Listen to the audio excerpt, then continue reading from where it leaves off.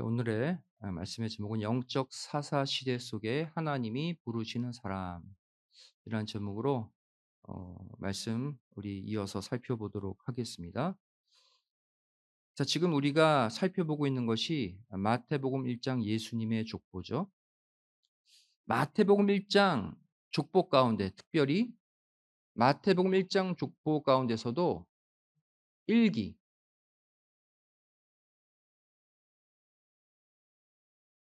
1기 14대에 해당하는 내용 가운데 크게 두 부분이 빠져 있습니다.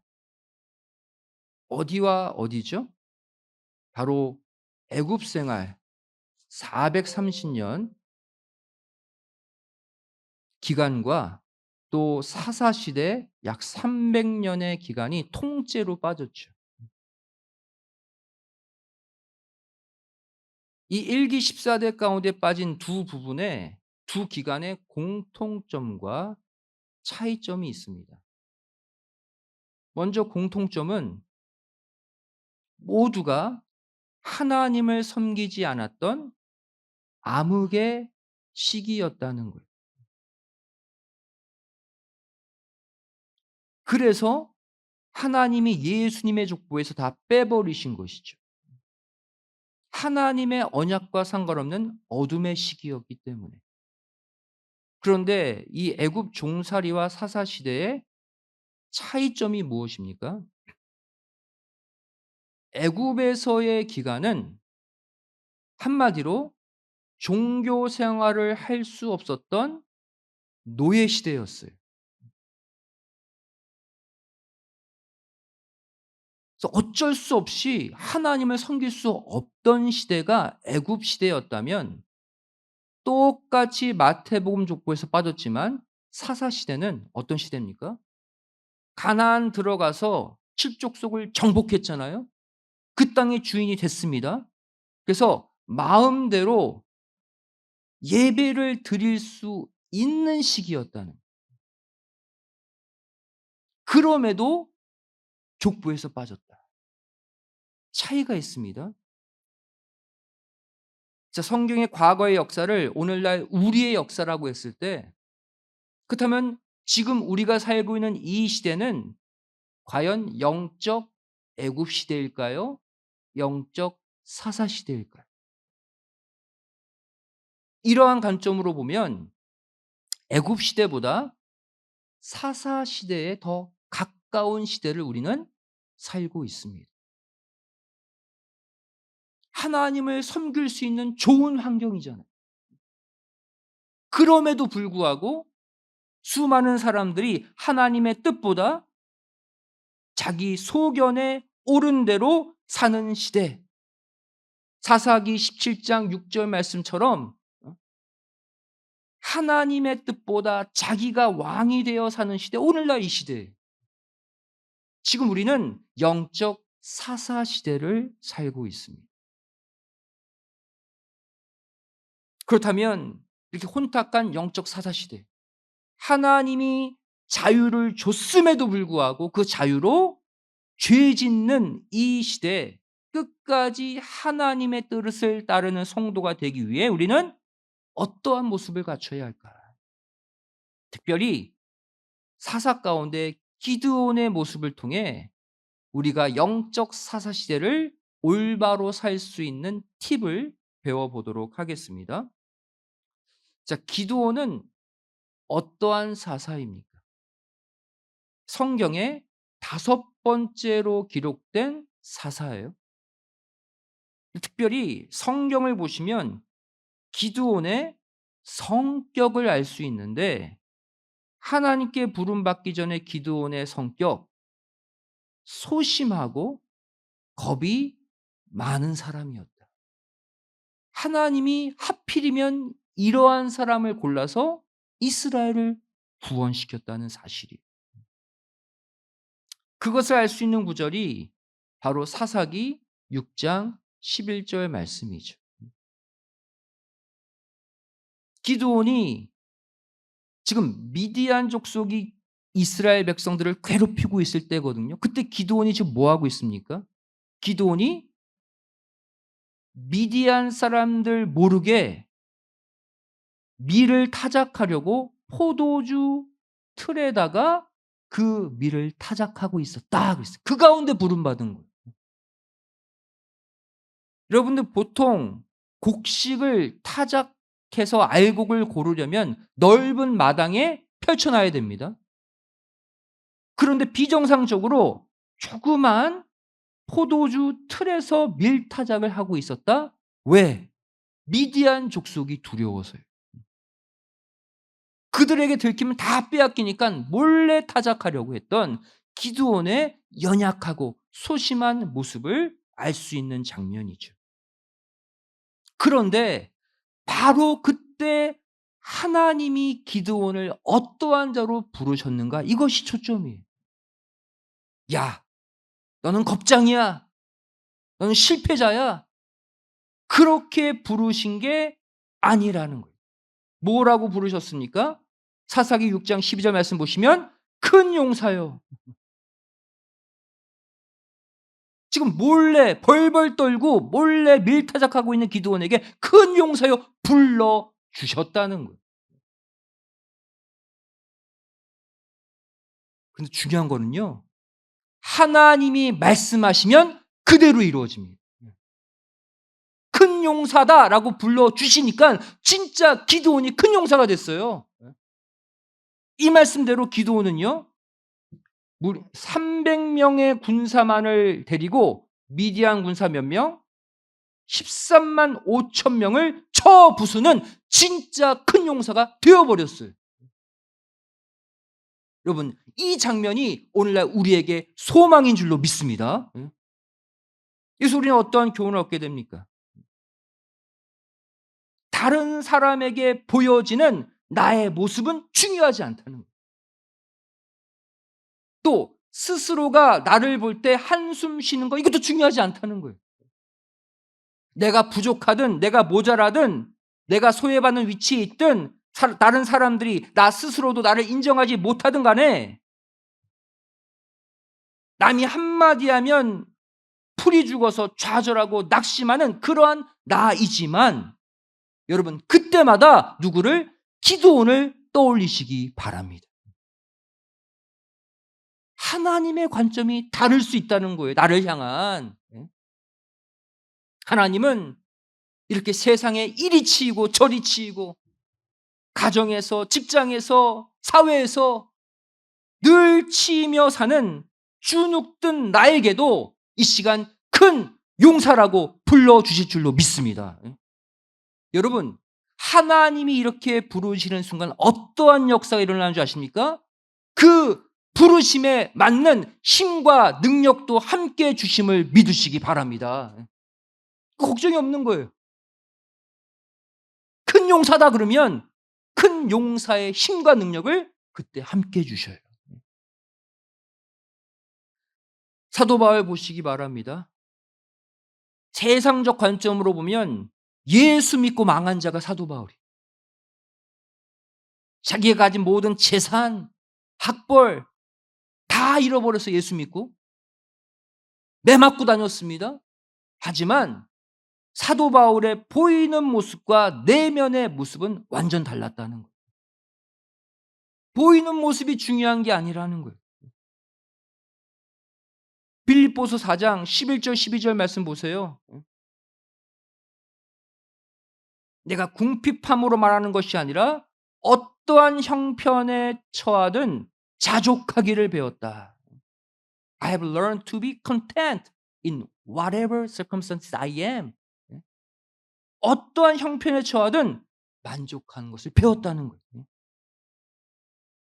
그럼 바울이 배운 그 일체의 비결이 무엇입니까? 현재 가난해요? 현재 매맞아요? 현재 남에게 괄시받고 미움받아요? 근데 만족할 수 있는 비결을 배웠다? 그 비결이 무엇입니까? 그 다음 절이죠. 빌립보서 4장 13절의 비결이에요. 우리 함께 읽겠습니다. Let us read together. 시작. 내게 능력 주시는 자 안에서 내가 모든 것을 할 수 있느니라. 이게 비결이래. 내게 능력 능력 주시는 분이 따로 계시대요. 어떤 능력? 전능의 능력. 그래서 언제든지 하나님이 도우시면 다 회복할 수 있다. 언제든지. 이 믿음이 있었기에 어떤 형편에 처하든 평안했던 거예요. 만족했던 거예요. 겉으로 어떻게 보이든 간에. 이 바울의 내면의 강함이 오늘날 우리의 강함이 되어야 할 줄로 믿습니다. 여러분, 교회 직분도 마찬가지예요. 제가 목회자지만 저나 여러분이나 약한 존재. 겉으로 보여지는 나의 모습, 나의 형편으로는 우리는 교회 직분 하나 제대로 맡아서 감당할 수 없는 존재들입니다. 하지만 그때 하나님이 우리를 어떠한 자로 부르시는지를 보셔야 돼요. 완벽해서 부르시는 게 아니에요. 디모데전서 1장 12절 말씀 보시면 나를 능하게 하신 그리스도 예수다. 나에게 힘 주시는 예수님이 계시기 때문에 나를 충성되이 여겨 교회의 직분, 하나님의 직분을 맡겨주셨대요. 이게 무슨 말입니까? He considered me faithful. 내가 현재 충성하고 있는 모습이 아닌데 그렇게 여겨 주셔서 직분 주시는 거예요. 내가 지금 완벽하고 뛰어나서 직분 주시는 것이 아니라 지금은 부족하지만 앞으로 충성할 것을 보시고 직분을 주시는 거래요. 지금 나는 연약하고 부족하지만 큰 용사로 미리 불러주신다는 거예요. 누구처럼? 기드온처럼. 따라서 여러분, 나에게 어떤 직분이 주어지든지 간에 난 못해요. 지금 능력, 형편이 안 돼서 그러지 마세요. 믿음으로 감당하시고 충성을 다하시면 그 직분 감당할 능력도 함께 주심을 믿으시기 바랍니다. 우리 모두 큰 용사예요. 왜? 내 안에 하나님이 일하시기 때문에.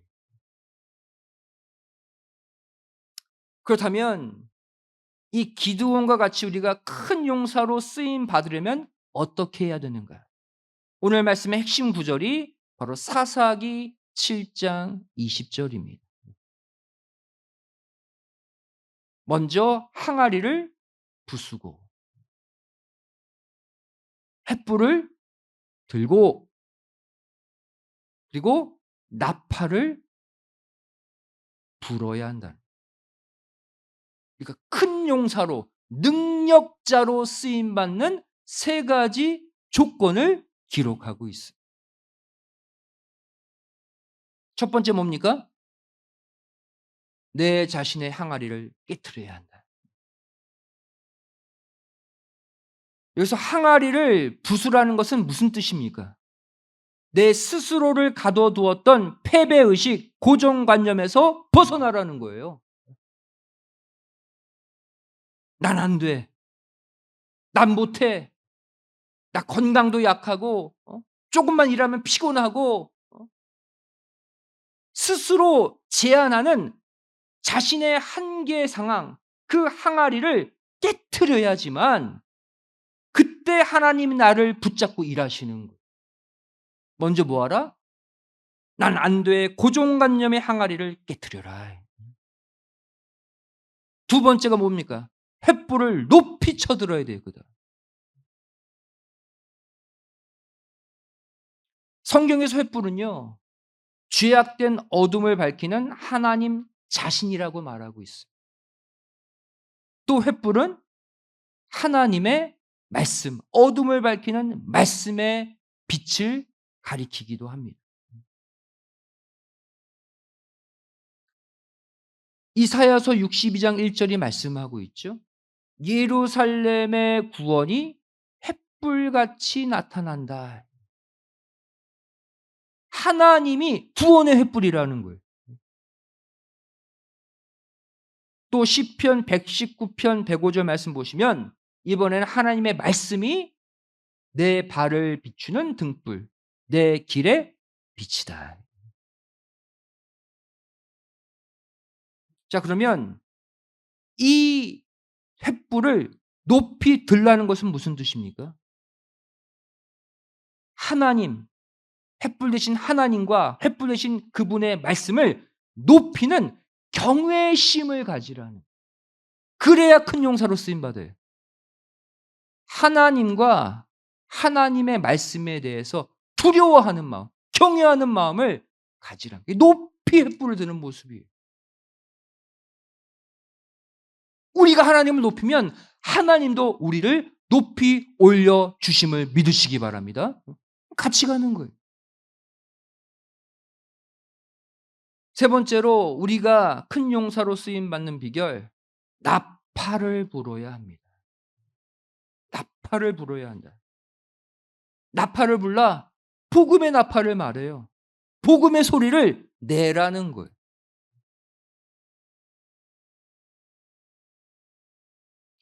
고린도전서 15장 51절 52절 말씀 보시면 마지막 나팔의 순식간에 변화된다 그랬어요. 마지막 복음을 말합니다. 복음의 나팔이 마지막 울려 퍼질 때 이 땅이 끝나는 거예요. 그럼 종합해 봅시다. 우리가 하나님께 큰 용사로 능력자로 쓰임 받는 비결 세 가지를 하라고 그랬죠.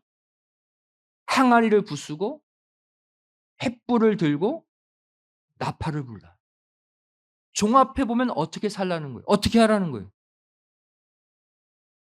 말씀을 내 속에 가둬만 두지 말고 내 자신을 깨트려서 복음의 빛을 비추고 복음의 나팔을 불라는 거예요.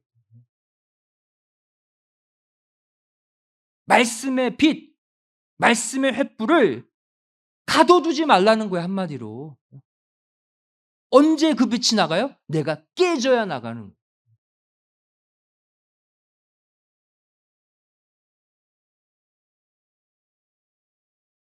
성경은요, 연약한 우리를 그래서 질그릇으로 비유하고 있습니다.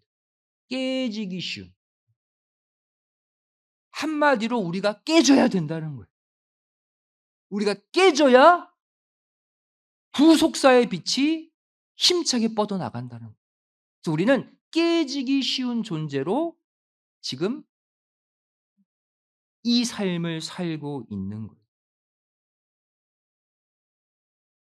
길그릇의 특징, 한마디로 쉽게 깨지는 그릇이. 쉽게 깨지는 그릇. 항아리처럼 아까 항아리를 먼저 부수라고 그랬죠? 우리가 신령한 항아리 질그릇들이 부서져요. 예레미야 18장 4절 말씀 보시면 그래서 우리 연약한 인간을 진흙으로 만든 그릇이다. 질그릇이다라고 우리를 비유하고 있어요. 이 그릇이 깨짐의 그릇이죠. 예. 깨짐의. 예. 또 레위기 15장 12절 말씀 보시면 구약의 율법입니다. 유출병, 피가 멈추지 않는 자, 부정한 자가 만진 질그릇은 어떻게 하래요? 깨트리래요. Shall be broken. 유축병 환자가 만진 나무 그릇은 씻으면 다시 쓸 수 있는데 질그릇은 뭐예요? 깨트리라. 성경에서 공통적으로 질그릇은 항상 깨져야 하는 그릇으로 표현하고 있습니다. 여기 모인 저와 여러분이 모두 어떠한 존재예요? 보잘것없는 진흙으로 만든 깨지기 쉬운 질그릇들이란. 하나님이 흙으로 우리를 그렇게 창조하셨어요. 질그릇의 재료가 흙이거든요. 중요한 것은 뭐다? 깨지기 쉬운 질그릇 안에 존재하는 하나님과 하나님의 말씀이 보배예요. 그 하나님과 말씀의 보배를 우리가 품는 순간 우리도 귀한 존재가 된다. 이것이 성경의 메시지. 저와 여러분은 강합니까? 쉽게 깨집니까? 깨지죠. 한번 딱 뚜껑이 열리면 깨지는 거예요, 그거는. 하루에도 수십 번 깨지는 게 우리예요. 그게 우리 질그릇이기 때문이에요. 하지만 내 속에 하나님이, 예수님이, 성령님이, 말씀이 좌정하면 그러한 깨지기 쉬운 우리라 할지라도 우리는 보배의 그릇이 될 줄로 믿습니다. 그렇게 우리를 만드셨다는 거예요. 내가 잘나고 강해서 귀한 게 아니라 내 속에 귀한 보배를 담는 순간 우리가 귀해지는 거예요. 따라서 고린도후서 4장 7절이 말씀하고 있죠. 우리가 이 보배를 질그릇에 가졌다 그랬어요. 비유적 표현이에요. 여기서 말하는 질그릇, 우리 자신을 가리키죠. 깨지기 쉬운 우리. 하지만 그 안에 담고 있는 보물이 뭐예요? 바로 하나님이고 예수님이고 그분의 말씀. 우리가 가지고 있다는 거예요. 근데 왜 하나님은 우리를 금그릇, 은그릇이 아니라 깨지기 쉬운 질그릇 안에 계시냐, 하나님이. 이유가 나오죠? 왜? 심히 큰 능력이 하나님께 있고 우리에게 있지 않음을 알려주기 위해서라는 거예요. 한마디로 교만해지지 말라고. Not to be proud. 우리를 질그릇으로 만들어서 그 속에 하나님이 계신다는 거예요.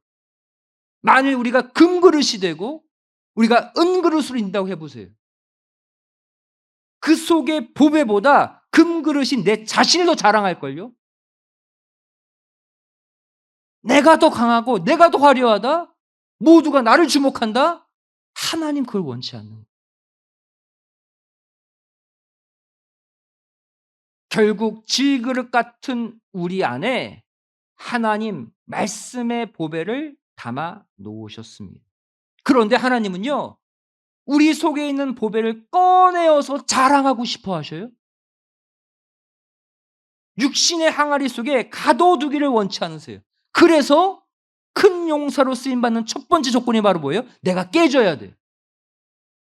내가 깨져야 그 속에 보화가 나오거든요. 보배가 나오거든요. 내가 안 깨지면 그 속에 영광의 빛이 안 나타나요. 내가 가리고 있기 때문에. 우리는 깨져야 될 운명의 사람들이에요. 걱정하지 마세요. 내가 깨져서 잠깐 아플 수 있지만 하나님의 영광의 빛이 우리를 다 치유해 주실 줄로 믿습니다. 그래서 누가복음 8장 16절에 비유가 그래서 나오는 거예요. 누구든지 등불, 횃불이죠? 이것을 켜서 그릇으로 덮거나 평상 아래 두지 않는다는 거예요. 어디에 둔대요? 등불은 등경 위에 둔다. 왜? 높이 올려야 더 멀리 비추기 때문이죠. 등불은요, 항상 높은 곳에 놓게 되어 있어요. 자, 이 원리대로 봅시다. 우리 속에 있는 하나님이 보배고 예수님이 보배고 말씀이 보배라고 그랬어요. 우리가 이 보배 영광의 빛을 높이 쳐들고 크게 외치면 어떻게 돼요? 하나님이 이 보배의 빛을 더 널리 멀리 퍼뜨리게 하기 위해서 우리를 높이 올려주시는 거예요. 내가 올라가고 싶다고 해서 올라가는 게 아니라 이게 지혜예요. 내 속에 있는 보배를 자랑하세요. 하나님을 자랑하고 예수님을 자랑하고 말씀을 자랑하세요. 말씀을 높이 올려보세요. 그러면 그 말씀의 빛을 더 많은 사람에 비추게 하기 위해서 나의 삶을 하나님이 직접 올려주실 줄로 믿습니다. 등경 위에. 그러면 자동적으로 내 물질도 올라가고요. 내 직장도 올라가고 사업체도 올라가고 자녀도 올라가고 내 건강도 함께 올라가는 거예요. 비결 아시겠어요? 내가 물질, 직장, 사업체, 건강, 자녀를 어떻게 해보려고 하면 안 올라가요. 하나님을 높이시고 말씀의 빛을 크게 외치실 때 자동적으로 여러분들은 최고의 위치로 올라갈 줄로 믿습니다. 그렇게 사는 정도가 지혜로운 성도예요. 결국 우리에게 꿀같이 단 말씀을 주신 이유, 목적은 하나입니다. 다른 사람들에게 전하라고 주신 거예요. 절대 이 사명을 잊어버리면 안 돼요. 여기 나오신 분들 말씀 사모하는 분들이니까 수요 예배도 나오시고 토요 새벽도 나오시잖아요, 여러분들.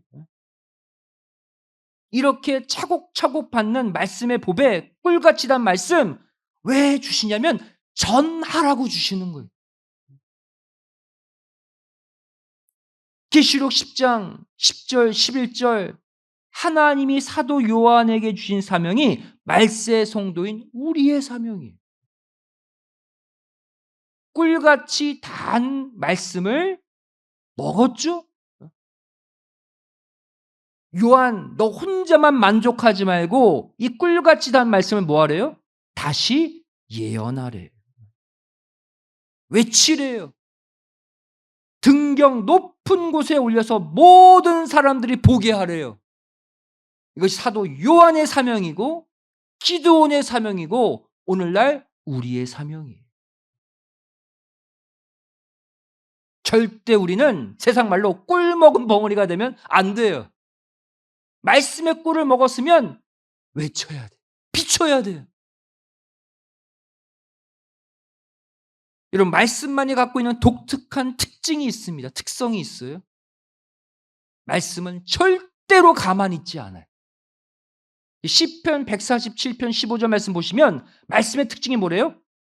달리는 특징이 있대요. 말씀은 가만히 있지 못해요. 달려서 능력을 뿜어내는 게 하나님의 말씀이라고 기록하고 있어요. 그런데 그 귀한 말씀, 달리는 말씀을 내 마음의 항아리 속에 꽁꽁 가둬만 두면 안 된다는 거예요.